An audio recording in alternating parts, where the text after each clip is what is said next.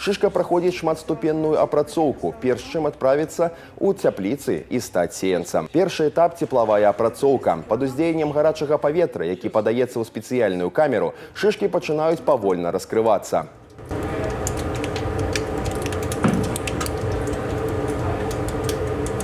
Пасля яны адпраўляюцца ў спецыяльны барабан. Інтэнсіўнае кручэнне выконвае важную функцыю – абяскрыльванне. Ад асновы адлучаюць так званыя крылаткі – тонкія пленчатыя прыдаткі, якія і захоўваюць у сабе насенне.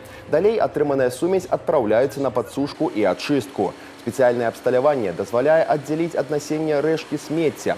На выхадзе атрымліваецца чысты пасадачны матэрыял. З 200 кілаграмаў шишак на выхадзе лясгас атрымлівае усяго 2 кілаграмы насення. В этом году у нас было задание по переработке шишек около 16 тонн.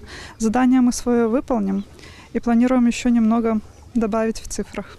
Около 20 тонн мы переработаем в этом году, что позволит нам получить 200 килограмм семян чистых. 200 килограмм – это наша потребность ежегодная всего лесхоза в семенах. Часть этих семян мы высеем в своем питомнике для последующего выращивания посадочного материала, а часть уйдет на лесокультурные площади.